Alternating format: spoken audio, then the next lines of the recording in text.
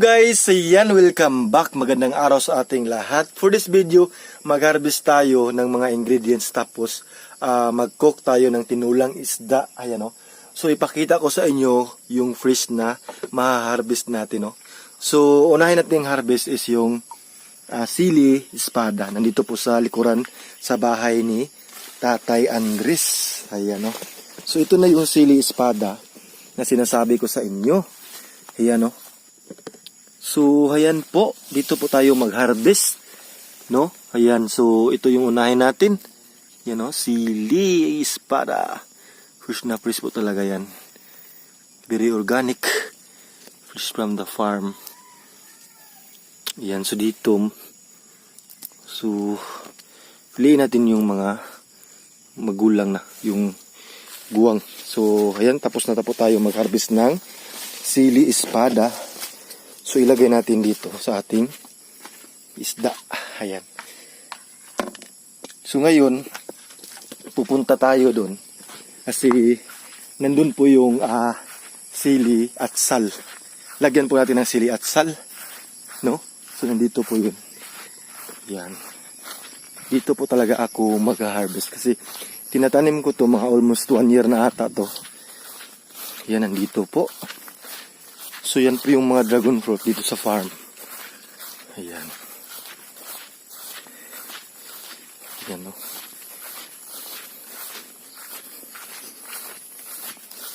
Ayan. Dito na tayo.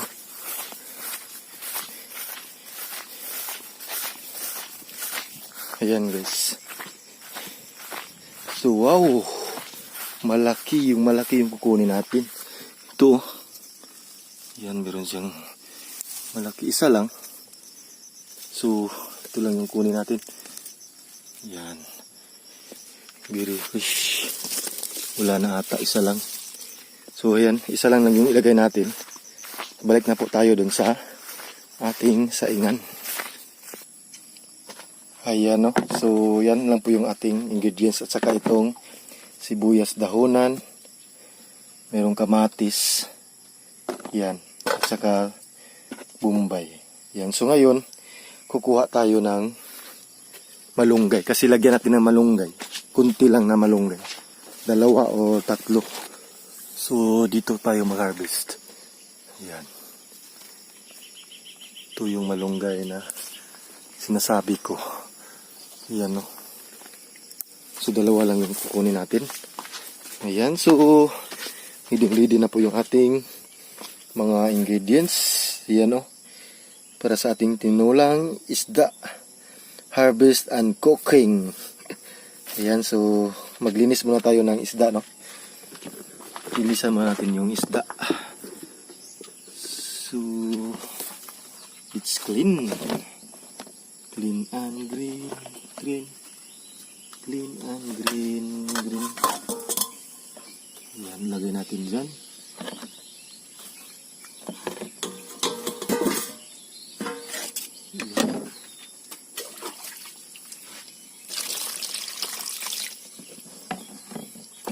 Kailangan kasi malaki to, kunin natin yung mga himbis, tsaka yung lamang loob.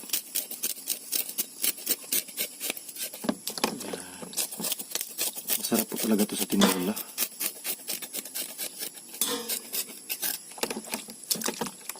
Yan, easy lang. Yan. Kunin po natin yung mga lamang loob ng isda at saka yung hasang, kasi tinula po ito, so kailangan kunin natin yung hasang. Ayan. Ingat lang kasi baka sugatan tayo. Ayan, so lagay muna natin dito. So ito na namang malaki.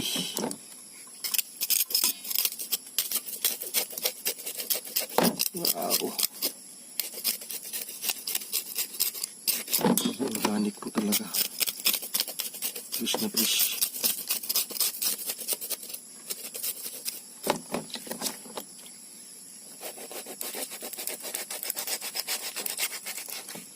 Ayan, so kunin na natin yung lamang loob. Siyempre yung hasang. Iyan o. So ready na. Hugasan muna natin to.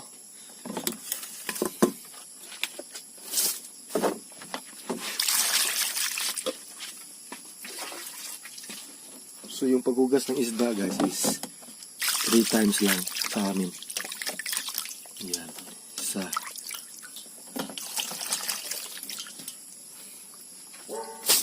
Tapos stir natin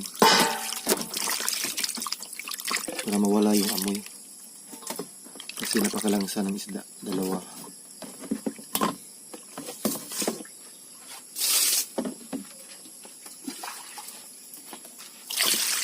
So, ayan, last 1. Ayan na.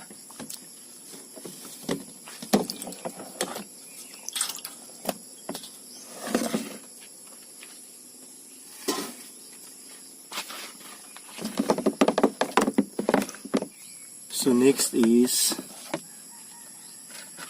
ihap natin. Iway natin ng half. Ayan. Ayan o. Very fresh na fresh po talaga yung isda.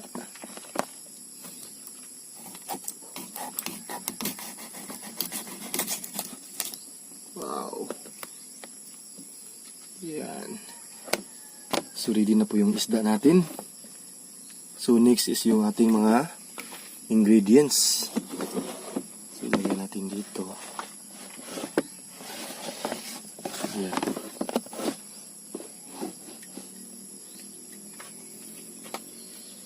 Unahin natin yung kamatis. Yes, kamatis. Yung kamatis.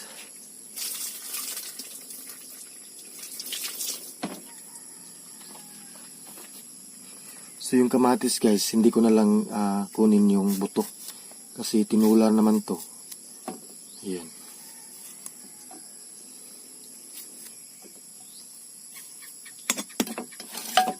So next is yung bombay or sibuyas.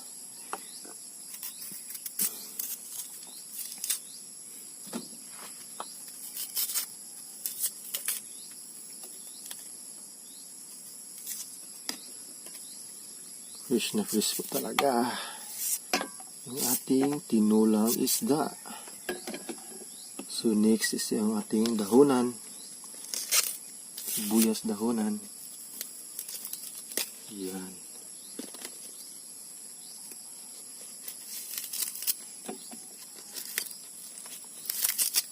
Yan. So next guys is yung ating na-harvest na sili at sal. Yan. Yan o. So next is yung ating sili espada.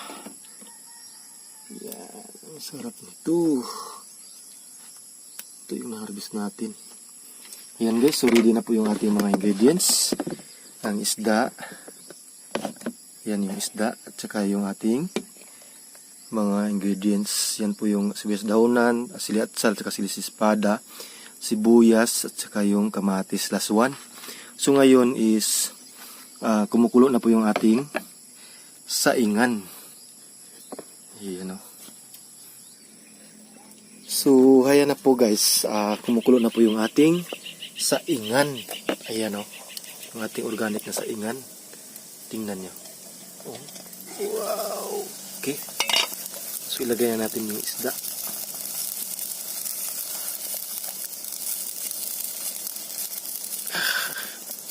Wow. Ang sarap nito. Ayan. So, pag kumukulo na yan ulit, ilagay na po natin yung ating mga ingredients, yung mga fresh organic na ingredients na ating na-harvest kanina. Yan o, so takpan natin ulit. Ayan.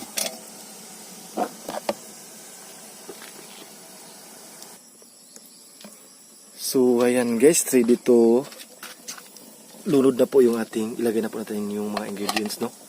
Kasi ayan o, kumukulo na. Tingnan nyo yung isda. Ilagay muna natin yung sibuyas dahonan. First is sibuyas dahon. Yan. Next is yung ating sili espada, yung na-harvest natin. Tapos yung sili at sal. So, yung ating kamatis. Ayan. Last one is yung ating sibuyas. Ayan. Yan. Yan na po. Pag kumukulo na yan ulit, is luto na po yan. At timplahan pa natin yan. So ngayon, tatakpan muna natin. Takpan muna natin guys. Wow. Nakakagutom.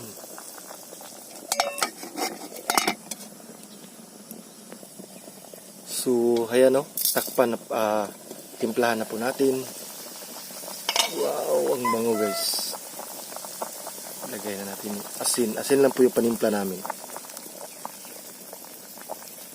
Yan.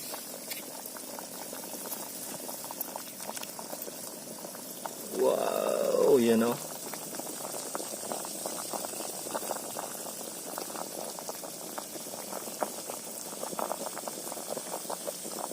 Tinulang isda with organic at fresh harvest ingredients. Ayan, so takpan natin ulit dahil pagkatapos nyan po is luto na po yan. Titikman na po natin yan. Ayan.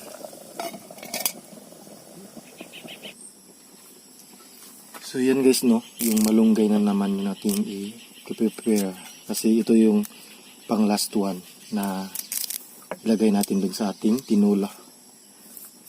Yan, kunti lang. Kunti lang.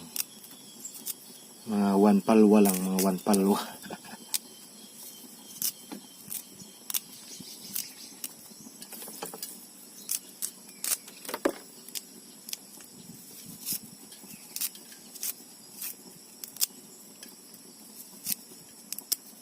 Ayan. So, pwede na po ito. Ilagay na natin dito sa ating tinula. Ayan. Wow, ang sarap. Ayan, so takpan na natin. Tapos ko na po yung natimplahan. So pag mamaya is luto na po yan. So takpan na natin. And so ayan na nga guys, yung finalize is maluto na po yung ating tinulang isda. Tingnan nyo. Grabe, ang daming ingredients. Tikman na natin. Nagutom na po ako.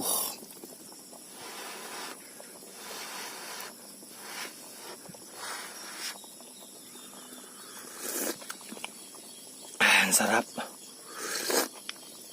Perfect po. Yan o. Wow.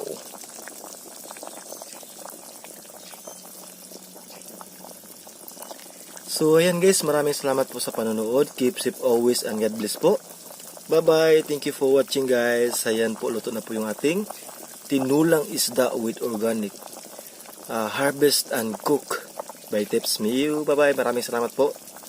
Ingat po kayo palagi. Thank you po sa panonood. Bye-bye. Maraming salamat po.